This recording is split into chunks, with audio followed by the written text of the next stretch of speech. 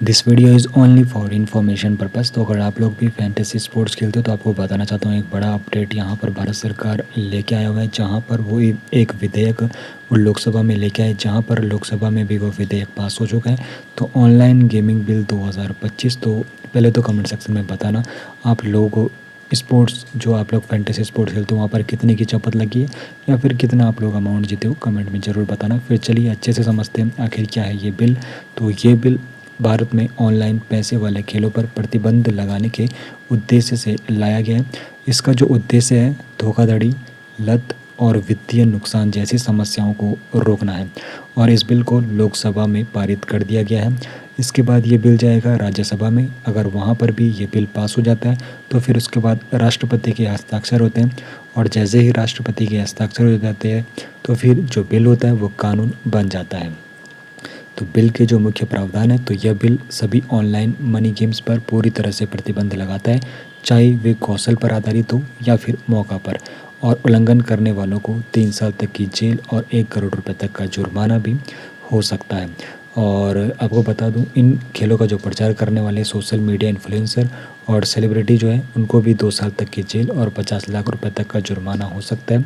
वित्तीय लेन देन पर यहाँ पर रोक रहेगी। बैंकों और वित्तीय संस्थानों को इन खेलों से जुड़े लेन देन की सुविधा देने से रोका गया है। और सरकार ने इस बिल को राष्ट्रीय सुरक्षा के लिए खतरा, धोखाधड़ी, मनी लॉन्ड्रिंग और कर चोरी जैसी चिंताओं के कारण पेश किया है।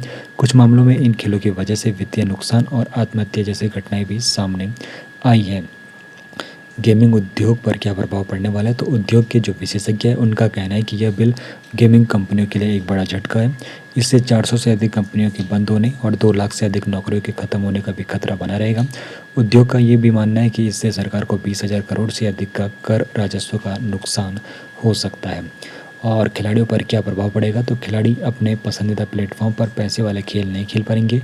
इससे अनधिकृत या विदेशी ऐप का उपयोग बढ़ सकता है। और सरकार का इसके बारे में क्या रुख है, तो सरकार ई स्पोर्ट्स और गैर मौद्रिक ऑनलाइन खेलों को बढ़ावा देना चाहती है। बिल का लक्ष्य गेमिंग उद्योग को नुकसान पहुंचाना नहीं है, बल्कि सामाजिक समस्याओं को रोकना है। और जिन ऐप्स को सबसे ज़्यादा खतरा यहाँ पर देखा जाएगा इस बिल के according, dream 11, my circle 11, Howzat, SG fantasy 11, WinZO, rummy और भी कई ऐप जिनको यहाँ पर बैन का खतरा यहाँ पर इन पर बरकरार रह सकता है। अगर ये जो विधेयक लेके आ रहा है और पास हो जाता है राष्ट्रपति के हस्ताक्षर के साथ और कानून बन जाता है, तो भारत में करोड़ों लोग इन ऐप्स के कस्टमर हैं, जिनमें अधिकतर लोग अभी तक घाटे में हैं। तो आप लोगों को कितने की चपत अभी तक इन ऐप्स के जरिए लग सकी है, कमेंट में ज़रूर बताइए।